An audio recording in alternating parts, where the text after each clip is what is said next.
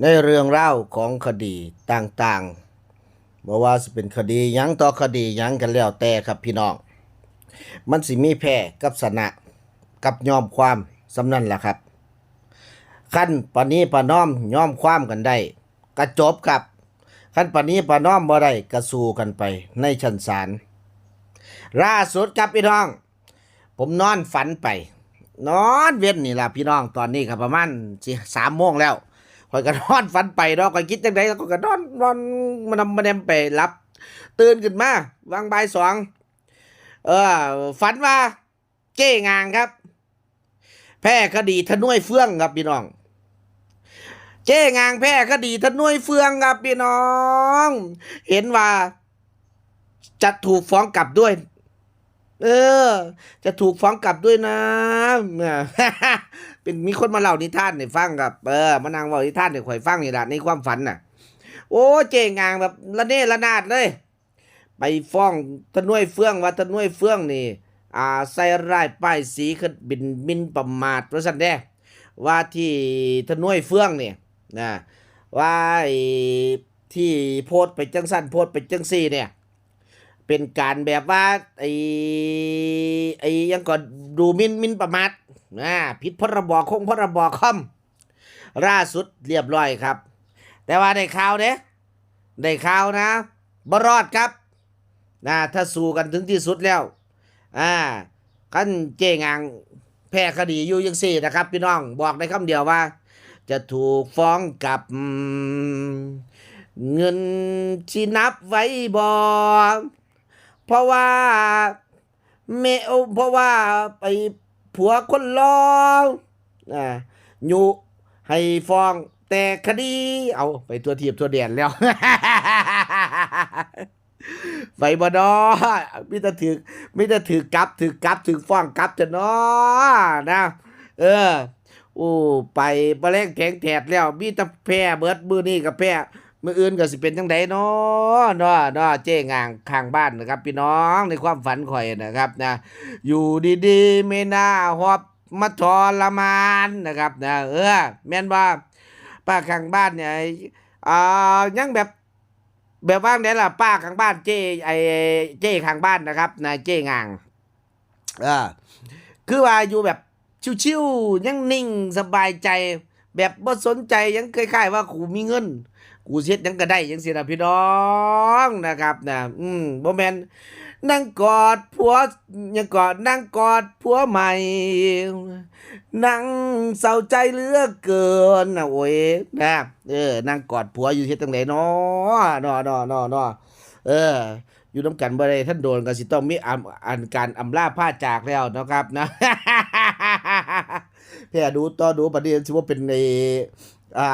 ไขวัดสายพันธุ์ใหม่สายพันธุ์แบบบวกซะบ่ก็ได้ข่าวว่าแพ้บ่ได้มันสิเป็นไข่นะเอา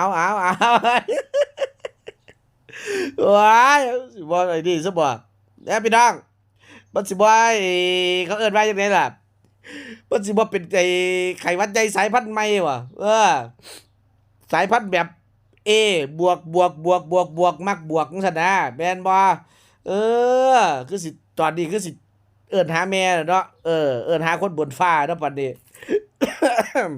คิดถึงแม่ขึ้นมาแหละเนาะ อ่าแม่นบ่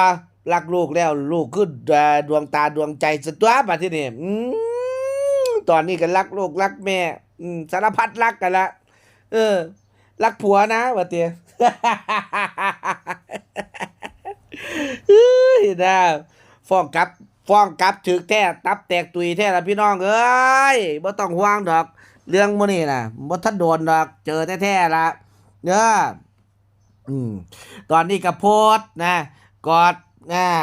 กอดไอ้ตุ๊กตาอ่าเฮ็ดหน้าเศร้าเล่าความเท็จไปนะครับเนี่ยมันคนละคนกันเด้อกับพญาวอนน่ะมันคนละคนกันสิไปกอดหาสิแตกจังตุ๊กตาน่ะมันคนละคนกันจ้าอันนี้ทนวยเฟืองเด้อทนวยเฟืองนี่เราบ่ได้สนใจผู้ใดเด้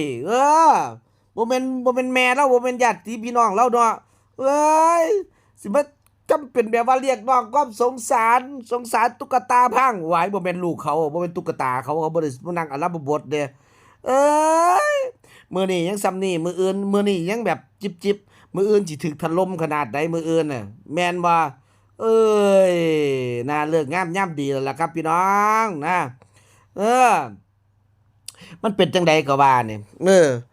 ออไข้องค์ไข้อ้อมันแบบมันลุ่มเหล้าติมันแตกแล้วมันก็เลยลุ่มเหล้าลุ่มมรสุมไข้อ้อลุ่มเข้าไปตินะเอามันเป็นบทพิสูจน์ว่าเฮาบ่ได้เฮ็ดผิดไข้องค์ไข้อ้อเนาะเออนี่ล่ะเป็นบทพิสูจน์ว่าคันเฮาแพ้หลายๆก็แสดงว่าไข้ผิดไข้อ้อคันเฮาชนะเบิดซุอันแสดงว่าเฮาบ่ได้ผิดไข้อ้อก็ส่ำนั้นแหละบ่มีหยังดอกนะฟ้าวไปถอนเด้อล่ะถอนอ้อน่ะ แม่นบ่พี่น้องนะครับนะแต่ว่านั่งก็บ่ทุกข์บ่ร้อนเด้เจงางนี่คนข้างบ้านพี่น้องเจงางนี่คนข้างบ้านข่อยนี่พี่น้องในความฝันน่ะนิทานในความฝันน่ะขนาดแพ้คดีทนวยเฟื่องอยู่นี่พี่น้องก็ยัง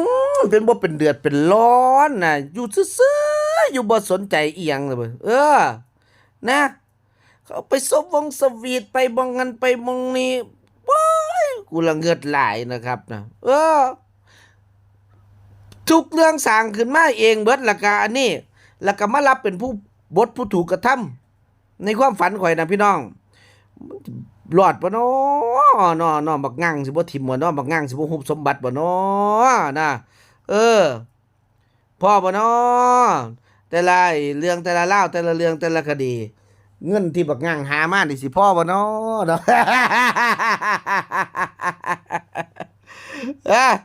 โอ้ยกูจักสิว่าจังได๋ล่ะนะเออฟ้องทุกอย่างแต่ว่าบ่ชนะจักอย่างสิมันก็บ่แม่นเด้แม่นบ่พี่น้องนะครับนะตอนนี้เขาบ่สนใจอีหยังเลยเขาแบบสวีทวิวบ่สนใจหยังเลยนะเอออ่ายังก็ฮีฮีฮีตียังก็ฮีตีนูนฮีตีนูนจังซี่นะครับพี่น้องช้ำอยู่พุ่นน่ะ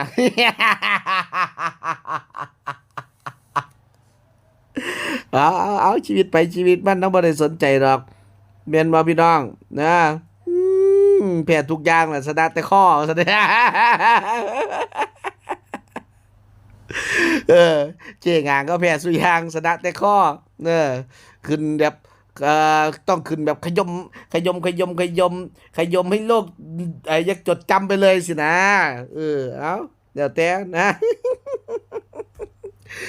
เก็บใจไว้ในลิ้นชักคงไม่เจอแล้วรักแท้